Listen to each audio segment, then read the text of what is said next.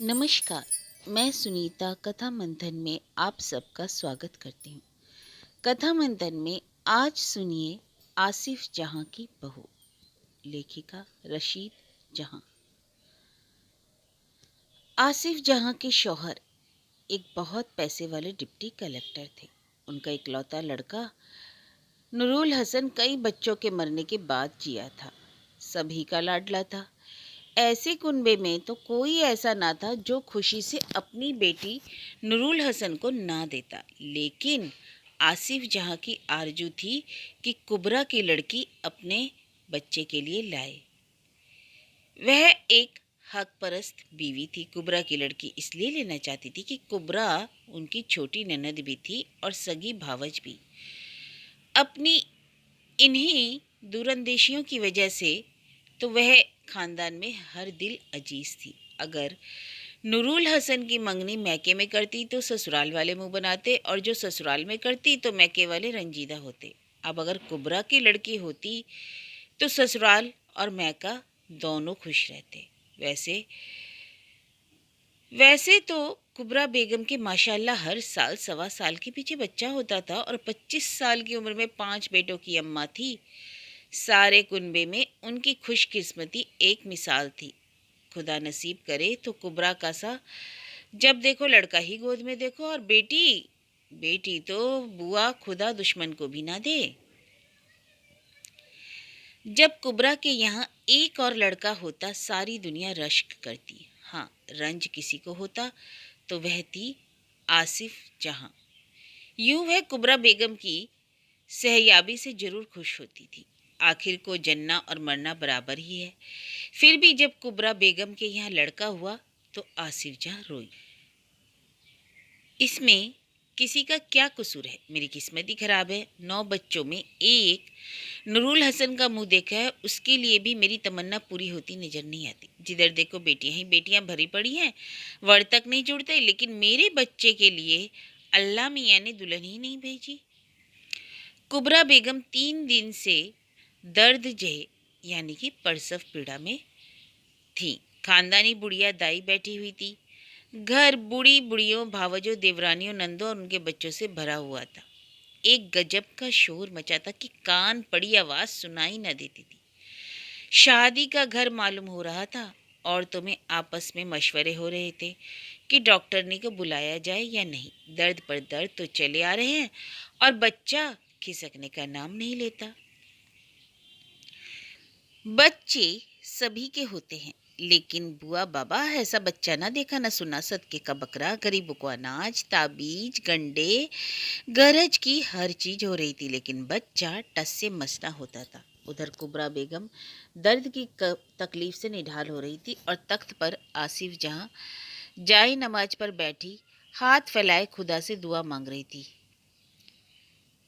कुबरा के छोटे छोटे बच्चों पर रहम कर, हे अल्लाह मियाँ, उसको इस मुसीबत से छुट्टी दे। ऐ मेरे मौला, इस दफ़े मेरी सुन ले और कुबरा की गोद में मेरी बहू भेज दे। ए परवरदिगार, 5 बार तेरे हुजूर में मायूस लौटी हूँ, इस दफ़े तो मेरी मुराद। आसिफ जहाँ दुआएं मांगती जाती थी और उनके चेहरे से खुदा के रहम की उम्मीद पूरी तौर से टपक रही थी। कुबरा बेगम के कर्राने और चीखने की आवाज़ें बराबर आसिफ जहां के कान में चली आ रही थी। हाय आपा, हाय आपा, मेरी अच्छी भाभी जान, आपके ना बचूंगी। अल्लाह मेरे हाल पर रहम करे।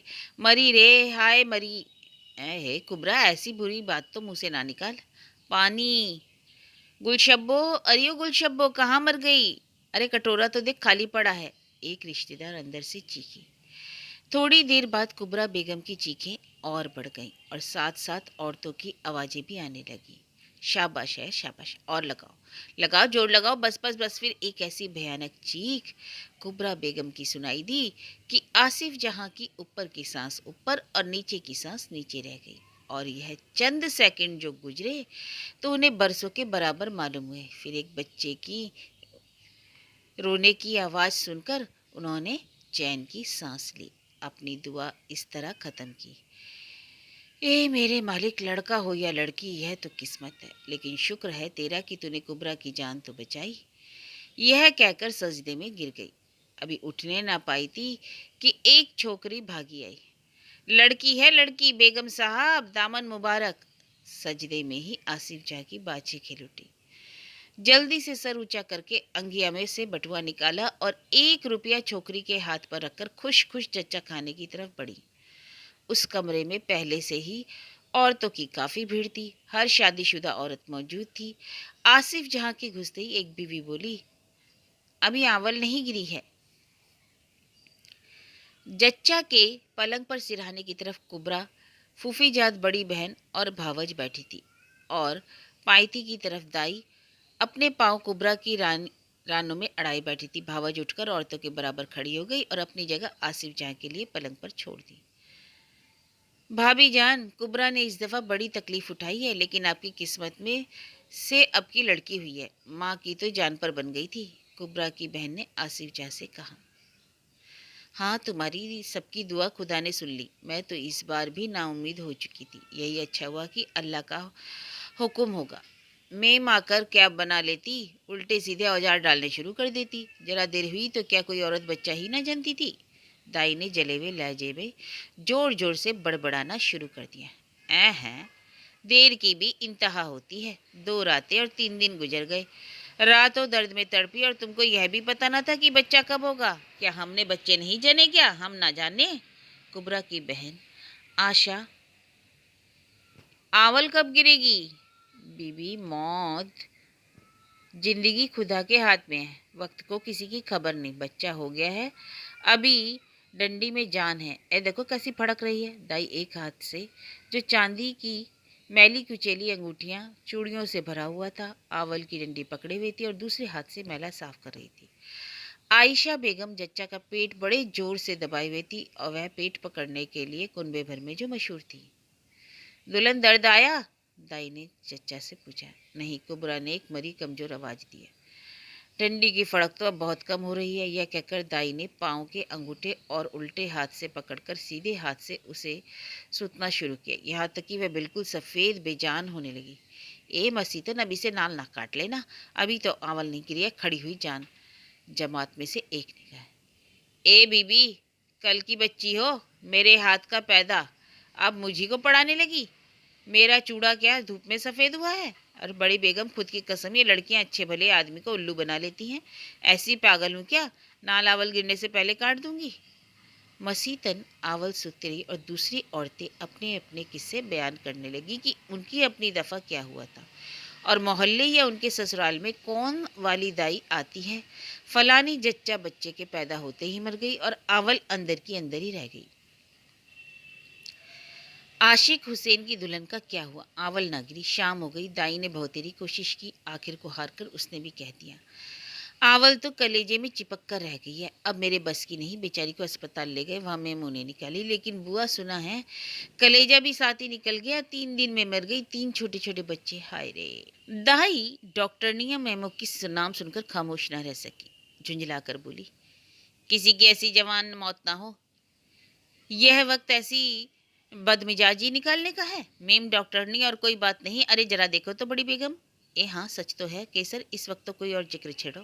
बड़ी बेगम ने कहा। ए हाँ, आयशा बेबी दबाओ भींच कर पेट को, और वह अवल आ रही है। दाई ने खींच कर कहा। आयशा बेगम, जो पहले ही पेट को जोर से दबाई थी, मुट्टियां भींच कर आधी खड़ी होकर बहन का पेट भींचने लगी। जच्चा तड़प गई, चीख पड़ी, आपा, आपा, खुदा के लिए बस करो, मेरा तो दम निकला है। ए बस, लो छूटी हुई। दाई ने उसे उलट पुलट कर देखा। ये है लो बेड़ी बेगम, देख लो, पूरी ही पूरी है, फिर बाद में ना कहना। यह कहकर उसने आवल आसिफ जाह की तरफ बढ़ाई और फिर जितनी औरतें थी सबने बारी बारी देखी और अपनी राय जाहिर की।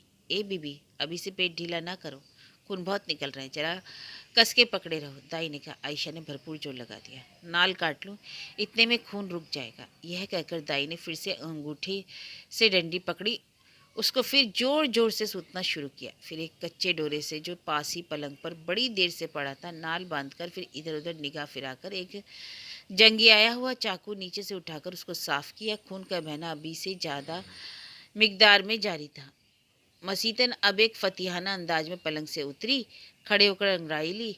ए बड़ी बेगम, तुम हट जाओ, तुमसे यह ना उठेगी। साबिरा बीबी, तुम और केसर आ जाओ। सबीरा और केसर ने नीचे हाथ डाला और जच्चा की हाय हाय की परवाह ना करके उसकी कमर को कोई 8 इंच ऊपर उठाया और मसीतन ने एक 6 गज लंबी पट्टी को जच्चा के पेट पर इधर से उधर लपेटना शुरू किया। खून का बहना अब कुछ कम हो गया था, लेकिन कुबरा अब एक धुले कपड़े की तरह सफ़ेद और धज्जी की तरह लगा हो चुकी थी। बच्चा हो गया, अवल गिर गई। अब अल्लाह अपना फजल करेगा तो ताकत भी आ जाएगी। अब आसिफ जहाँ बच्ची की तरफ मुखातिब हुई और लड़की का मुंह देखकर बोली, सांवली है। हैं? इसका क्या जिक्र है? अगर काली भी होती तो क्या छोड़ देती? ए मसीतना, बच्ची को न नहलाओगी या नहीं? मसीदन ने बच्ची को नहलाया और आसिफ जहाँ के बार बार कहने पर भी लड़की को उनको देने से इनकार कर दिया। बड़ी मिन्नत की है, मैं यूं ना दूंगी, मेरा हक पहले दो। एलो, यह कौन सा नया दस्तूर तुमने निकाला जो तुम्हारा हक है? वह तो मैं पहले ही आवल के कूड़े में डाल चुकी हूँ। मसीदन दांत फाड़ कर बोली, अल्लाह कसम, अच्छा क्या है, 5 रुपए क्या होते हैं? खुदा कसम बड़ी बेगम, 5 रुपए तो मैं हरगिज नहीं लूंगी। कुछ दीवानी हुई मसीतन, लोग तो कूड़े में मंगनी का टका डालते हैं। यही कोई नेक का वक्त है, जब ब्याह होगा तब लेना। हाँ बीबी ठीक कहती, मैं इनके ब्याह तक तो जरूर बैठी रहूंगी। तुम बीबियाँ चाहे लाख उठा दो, लेकिन हकदारों को देते हुए हमेशा कानून छाटती हूँ। भंगिन ले ले, मालन ले ले, जिसका दिल चाहे ले ले, मैं तो बीबी ये 5 रुपए हरगिज ना लूंगी। मसीतन उनकी खानदानी दाई थी, उसके हाथ सब पैदा हुए थे, लड़ झगड़ लेती।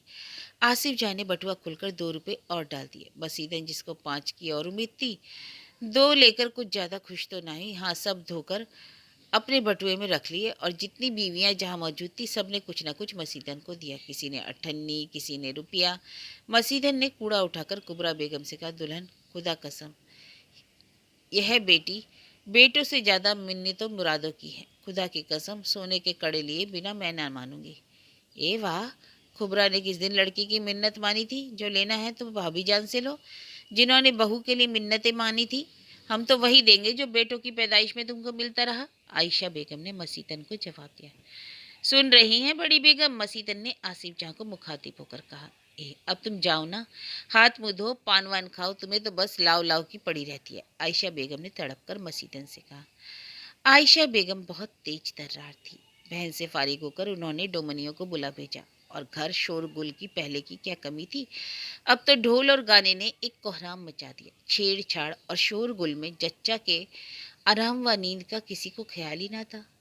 सब औरतें आसिफ जहां और आपस में एक दूसरे को छेड़ती ही।